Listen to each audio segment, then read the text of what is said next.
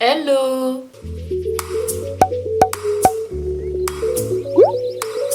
J'espère que vous allez bien. On se retrouve aujourd'hui pour un Ask. Donc je vous ai posé des questions sur Snapchat et Instagram. Donc pour commencer, il y a Noémie sur Instagram qui me demande si tu devais garder un seul fond de teint, tu prendrais lequel? Alors, j'ai pas de fond de teint parfait, enfin j'ai pas de fond de teint que j'adore de ouf, que je rachèterais tout le temps quoi qu'il arrive et tout. Mais si je devais en garder qu'un seul, je pense que je garderais du coup le Fit Me de chez Maybelline. Donc je vous ai fait un crash test sur 7 heures sur ce fond de teint, donc si vous voulez aller le voir, c'est juste ici. Après j'hésite un petit peu avec le Born This Way de chez Too Faced parce que je sais pas comment vous expliquer, mais au niveau de la couvrance, je le préfère. Mais d'un autre côté, il me fait beaucoup briller, donc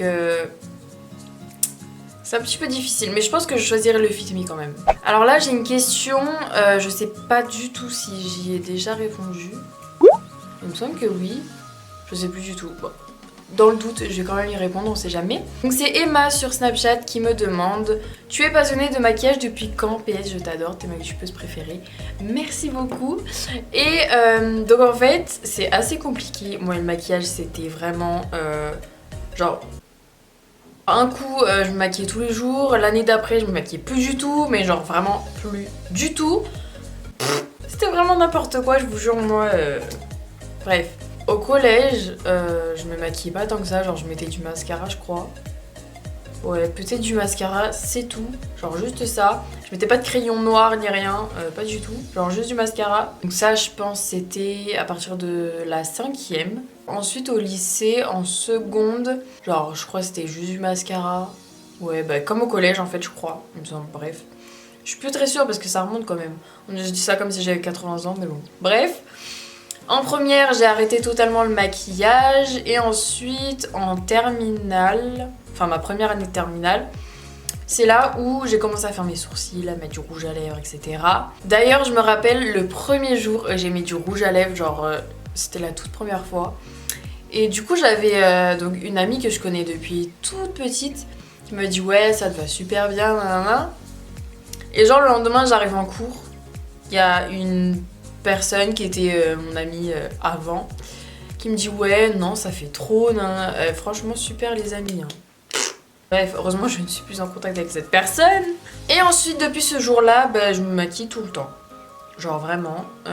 Bon après j'ai progressé entre temps quand même, heureusement d'ailleurs, parce que mes sourcils, oh mon dieu, non mais si vous allez voir au tout début de ma chaîne mes sourcils, moi-même, je ne comprends pas. Genre, je suis dans l'incompréhension totale. Ensuite, j'ai une question d'Elodie. Donc, elle m'a dit: comment tu as décidé de faire des vidéos YouTube et est-ce que cela a été bien vu par tous les gens de ton entourage et ta classe? Continue comme ça, ma belle. Merci beaucoup. Donc, il me semble que la première question, j'ai déjà répondu dans une FAQ. Donc, je reprends vite fait. Mais en gros, avant, j'avais déjà une chaîne YouTube. Donc, c'était pour mes ongles. Et ensuite, je sais pas, je commençais un peu à lâcher tout ce qui est vernis, ongles et tout. Et je m'intéressais de plus en plus au maquillage, etc. Et ensuite je me suis dit autant refaire une autre chaîne YouTube de maquillage parce que j'allais pas rester sur la même chaîne YouTube. Enfin, Queen of Bay, c'était vraiment genre même dans le nom, enfin il y avait nail polish à la fin en fait. Et du coup je sais pas, enfin je voulais vraiment recommencer de zéro. Donc du coup c'est venu de là. Mais vraiment de base, genre quand j'avais ma chaîne pour les ongles, c'était une youtubeuse, donc c'est Cécile Anna, qui faisait des vidéos sur les ongles en fait, sur les vernis, etc. Et donc du coup ça m'avait vraiment donné envie de faire des vidéos, je sais pas, j'aimais trop en fait. J'aime trop tout ce qui est audiovisuel et tout, donc du coup voilà. C'est comme ça que je m'y suis mise, et puis je sais pas, toutes les grandes youtubeuses, j'aimais trop, genre... je sais pas, j'imaginais faire des vidéos en fait, et je me suis dit ouais ça doit être grave bien, avoir une petite communauté, petite. Maintenant, il n'y a plus trop des petites communautés, enfin pas moi, mais genre les grandes youtubeuses. Et du coup, je me suis dit, ça serait cool d'avoir une communauté genre avec qui parler de maquillage et tout, parce que dans mon entourage, j'ai pas beaucoup de personnes qui se maquillent, enfin qui sont vraiment fans de maquillage comme moi. Et ensuite, est-ce que ça a été bien vu? Alors honnêtement, je sais pas. Alors même si les gens ils voient ça d'un mauvais œil, je pense pas qu'ils me le diraient directement. Après... Il y a des signes qui trompent pas. Genre quand les personnes de ma classe elles rigolaient de mes vidéos, etc. Je pense pas que ça soit bien vu. Mais sinon j'ai jamais eu vraiment de remarques en disant oui tu fais des vidéos, c'est mal vu, nan. Non, pas spécialement. Enfin après tous les gens de ma famille le savent pas. Donc j'espère. Genre même mon père il le sait pas, donc bien heureusement d'ailleurs parce que... Ensuite, une question de Justine. Elle m'a dit, je me demandais quels étaient tes futurs projets et le make-up que tu préfères sur toi. Gros bisous. Donc déjà, gros bisous à toi. Et ensuite, alors mes futurs projets, ça dépend dans quel domaine. Genre, bon, on va faire tous les domaines, pourquoi pas. Enfin, tous. J'ai pas 10 000 choses dans ma vie, mais du moins ce que j'ai. Donc déjà, concernant les études, je sais pas si je fais une licence pro et un master en management, donc pour devenir manager, soit je fais assistance manager, mais ça je sais pas par quel parcours je vais passer encore, soit je fais une licence pro et un master de ressources humaines pour devenir directrice des ressources humaines. Le truc c'est que là je suis en train de faire un stage, donc assistante manager, assistante de direction, enfin comme vous voulez. Et j'aime beaucoup en fait, donc du coup bah là je suis un peu bloquée entre les 3 métiers, sachant que directrice des ressources humaines c'est vraiment genre c'est vraiment un poste bloqué sur les ressources humaines. Bon c'est normal, c'est un peu le but, mais je veux dire, enfin on fait rien d'autre. Alors que si je fais manager, c'est vraiment manager en général, et du coup je pourrais aller dans n'importe quel domaine d'activité pour faire manager. Et donc du coup si un jour je sais pas, admettons je suis dans la communication, j'en ai marre de la communication, j'en ai marre, je veux plus faire manager là-bas, bah je vais dans un autre domaine et c'est cool en fait, enfin je trouve ça bien parce qu'à un moment ou un autre je vais forcément me lasser. Concernant YouTube, j'ai pas de futurs projets, enfin à part continuer mes vidéos et faire plus de make-up, je vois pas, mais... Et ensuite elle m'a demandé le make-up que je préférais sur moi. Alors déjà c'est sûr et certain que c'est un make-up dans les tons chauds. C'est obligé qu'il y ait une touche de fard à ton chaud parce que sinon c'est... non, ça me va juste pas du tout. Mais le make-up que je préfère sur moi, en tout cas que j'ai fait sur Instagram, donc il y en a 2 je pense. Ouais, il y en a vraiment 2. Je vous les mets juste ici, comme ça vous pourrez les voir. Mais déjà le premier, je l'aime énormément. Genre le bleu et le jaune, je trouve ça magnifique. Genre ensemble ça fait vachement été. En plus genre j'avais mis un bleu un peu basique entre guillemets, enfin un bleu normal, aïe. J'avais dégradé avec un bleu vert, ça faisait super joli. Et après avec le liner jaune, j'étais super fière d'avoir réussi mon trait d'eyeliner jaune parce que il y a un make-up où je l'avais un peu foiré vers la fin. Donc là j'étais particulièrement fière. Et ensuite le deuxième, en fait genre le fait de mettre du marron chaud dans le coin externe je crois. Attendez parce que j'essaye de me souvenir de mémoire. Ouais, le coin externe et le creux de paupière je pense. Plus le bleu turquoise, je sais pas, je trouve ça super joli. Genre vraiment l'association de ces deux couleurs en fard à paupières, je trouve ça vraiment très joli. Donc voilà. Mais sinon, si on parle au quotidien, c'est vraiment un truc comme ça quoi, un truc hyper rapide. Enfin rapide. Voilà, c'est pas non plus 2 minutes, mais vraiment des tons chauds. Genre vraiment pas de tons froids. Ensuite, c'est Lia sur Snapchat qui me demande où trouves-tu l'inspiration pour tes make-up qui sont juste vraiment magnifiques. Et ensuite, aurais-tu une ou plusieurs applications à recommander pour réviser le bac? Alors, concernant mon inspiration, en fait, je regarde la palette que je vais utiliser. Et ensuite, ça vient comme ça. Genre, j'ai pas d'inspiration spécifique. Je sais pas, en fait, je regarde la palette, j'imagine le rendu du maquillage dans ma tête et après bah, je le réalise, et puis si c'est moche, bah tant pis, genre je le poste pas et puis voilà, enfin ça m'est jamais arrivé pour l'instant. Mais en fait j'imagine avant ce que ça pourrait rendre parce que bon, je vais pas non plus me lancer à l'aveugle. Des fois je me lance un petit peu à l'aveugle, mais en général je sais toujours ce que je veux faire. C'est pour ça que je fais pas des make-up hyper sophistiqués, des strass partout. Enfin je pense que vous voyez ce que je veux dire. Et... parce que bah je sais pas en fait, c'est sur le moment. Je regarde juste ma palette et justement les palettes qui ont une mauvaise harmonie, genre les fards qui sont mal rangés et tout, alors moi ça m'aide pas du tout parce que je me maquille au feeling en fait.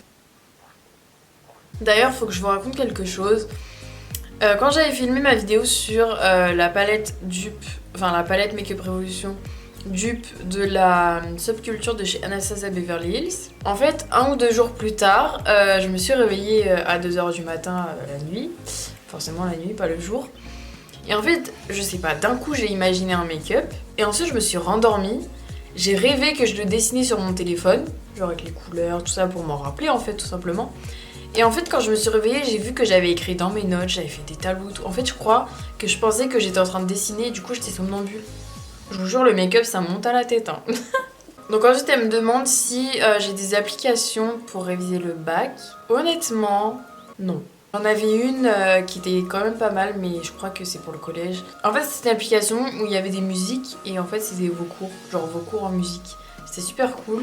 Mais du coup, je l'avais découvert après le bac. Bref. Je vous mettrai le nom en bas, juste ici, là, si je retrouve.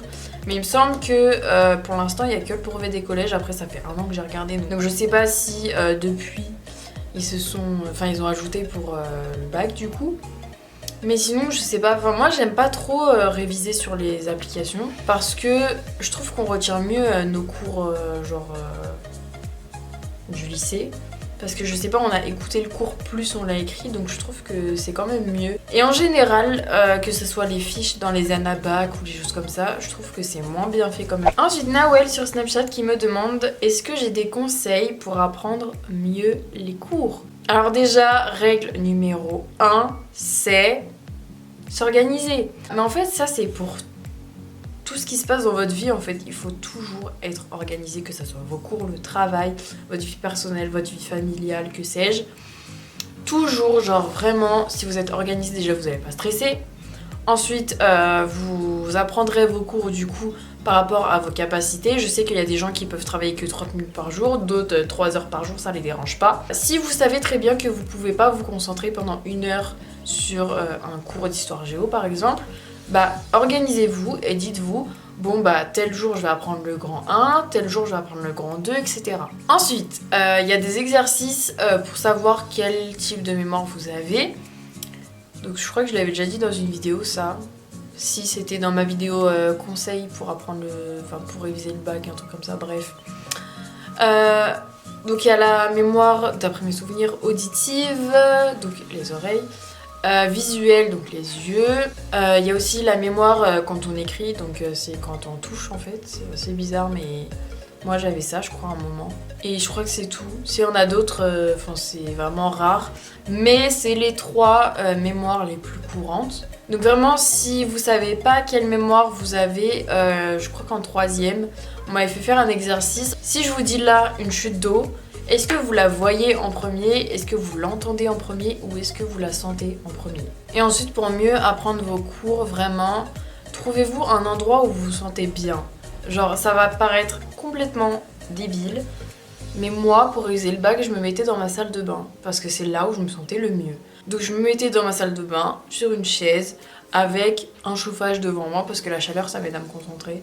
Je sais, c'est très bizarre, mais vraiment essayez de voir autour de vous ce qui vous aide à vous concentrer, là où vous vous sentez le mieux. C'est vraiment tout bête, hein. Et même des fois, quand je baissais la tête, parce que je mettais ma fiche sur mes genoux, enfin sur mes cuisses, bah je révisais mieux quand j'avais ma fiche sur mes cuisses que quand je l'avais comme ça devant moi. C'est hyper bizarre, hein, mais essayez et vous verrez. Donc là, je vous dis vraiment ça sur le coup. Peut-être qu'il y a d'autres choses auxquelles je vais penser dans 3-4 jours. Ensuite, Pauline sur Snapchat qui me pose 3 questions. Donc la première, c'est est-ce que tu fumes? Alors non, je ne fume pas, je n'ai jamais fumé, je n'ai jamais bu. Et d'ailleurs, si vous n'avez pas encore commencé, ne commencez jamais. Parce qu'il y a des personnes qui sont vraiment accros et c'est impossible de sortir de là, limite. Maintenant, avec la cigarette électronique, c'est un peu plus possible, mais vraiment ne commencez pas parce que c'est une catastrophe. Et en plus ça gâche votre santé, enfin il n'y a vraiment rien de bon. Ok, ça calme le stress à certains moments, mais franchement, se gâcher la santé pour arrêter de stresser pendant 2 secondes, c'est pas ouf, hein. Ensuite elle m'a dit ta marque de maquillage préférée. Oui, je sais, c'est dur. Alors oui, c'est extrêmement dur. Ensuite elle me dit ta marque de maquillage préférée. Oui, je sais, c'est dur. Alors oui, c'est extrêmement dur, sachant que j'ai 2 marques préférées. Donc la première, c'est bien évidemment Makeup Revolution. Vraiment, cette marque, elle est dans mon cœur à jamais. Niveau rapport qualité-prix, il n'y a rien à dire. Genre vraiment rien du tout. Leurs produits sont vraiment pas chers, contrairement à ce qu'on peut trouver chez Sephora par exemple. ou même en grande surface. Et je sais pas, ils sortent un peu toujours des nouveautés, ils font des collaborations. Leur service client aussi, il est top. Ils vous répondent vraiment le plus rapidement possible. Enfin, vraiment, j'aime énormément cette marque, autant au niveau des produits qu'au service client. Et ensuite Morphe que j'aime beaucoup aussi, alors leur fard à paupières j'aime énormément. Et pareil, niveau rapport qualité-prix, il n'y a vraiment rien à dire. C'est des palettes en général qui coûtent 26 €, mais 26 € pour 32 fards il me semble, c'est rien du tout. C'est vraiment mes deux marques préférées et je pense que je pourrais pas départager parce que non, c'est juste non, c'est pas possible. Ensuite elle me demande pour finir, tu préfères Sananas, Auria ou Enjoy Phoenix? Alors ça fait au moins, on va dire, 7-8 ans que je regarde des vidéos sur YouTube. Donc bien évidemment, je suis Enjoy Phoenix, je suis Sananas et je suis Auria. Donc du coup, la personne avec qui j'ai le plus de feeling juste à travers un écran, c'est Auria parce qu'elle rigole tout le temps. Genre elle se prend jamais au sérieux et je sais pas, genre je l'aime trop, elle est super drôle et tout. Et quand genre elle parle de make-up, bah on voit qu'elle est sincère. Après voilà, je peux pas être sûre à 1000% que elle est vraiment honnête au maximum. Je pense que oui, mais voilà, il faut toujours se méfier des youtubeuses en général. Sananas, je l'aime bien aussi, mais en fait le truc qui me pose problème avec elle, je vais être cash, hein, c'est que des fois il y a des make-up, elles inspirent des personnes et genre elle mentionne même pas, enfin ça me dérange en fait qu'on s'inspire des gens et qu'on mentionne pas la personne en question. Et ensuite Enjoy Phoenix, j'ai rien du tout contre elle, je l'aime bien aussi mais c'est pas non plus ma préférée entre les trois, genre vraiment entre les trois. J'ai rien contre ces trois youtubeuses là, genre vraiment. Enjoy Phoenix franchement elle trace sa route, elle fait ses trucs et tout et franchement c'est très bien. Mais juste niveau feeling, je préfère quand même Auria parce qu'elle rigole énormément, enfin elle se prend pas au sérieux, elle est super drôle, bref. Ensuite, une question qui est beaucoup revenue, c'est quand est-ce que je vais vous faire une routine révision? Déjà, pour commencer, si je dois vous faire une routine révision, c'est quand je dois réviser, parce que sinon ça n'a aucun intérêt. Là je suis en stage, je vais pas vous faire une routine révision alors que je révise pas du tout. Ensuite, je peux vous faire une routine révision au quotidien, enfin quand je rentre chez moi, je fais mes devoirs, tout ça, là ok. Mais si c'est vraiment pour un examen, ça sera que l'année prochaine, quand je vais passer mon BTS, parce que sinon, je vais pas faire semblant en fait de réviser alors que je devrais pas. Je sais que vous me demandez beaucoup une routine révision, mais en même temps, si je suis pas dans les conditions moi-même, je peux pas trop vous en sortir une.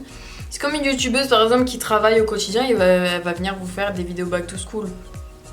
Genre vraiment, ça je ne comprends pas. Bref, je sais pas si cette vidéo aura été courte ou longue ou j'en sais rien, mais je pense que j'ai répondu à cette question.